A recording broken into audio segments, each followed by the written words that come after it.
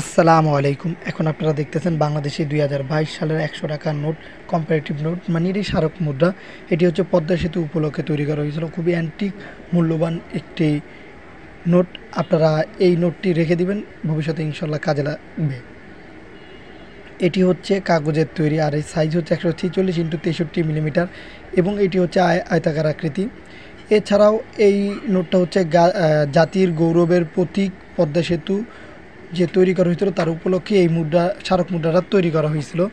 এই নোটটা যদি এই নোটটা যদি আপনারা খেয়াল করেন তাহলে দেখতে পারবেন যে লেখা আছে, আমি যেটা বলছি, এবং লেখা আছে বাংলাদেশ ব্যাংক ১০০ টাকা স্মারক নোট বিনিময়যোগ্য না। মানে এটি আমরা যে বর্তমানে যে নোটগুলো ব্যবহার করি সেরকম না। এই নোটার প্রথম সাইডে বঙ্গবন্ধু শেখ মুজিবুর রহমান এবং শেখ হাসিনার ছবি ব্যবহার করা হয়েছে, পিছনেই পদ্মা সেতুর একটি ছবি ব্যবহার করা হয়েছে। ঠিক তার পিছনের সাইডটাতে দেখলেই বুঝতে পারবেন পদ্মা সেতু এবং পদ্মা যে নদী, দুইটারই ছবি ব্যবহার করা হয়েছে। খুবই সুন্দর ২০২২ সালের একটি নোট।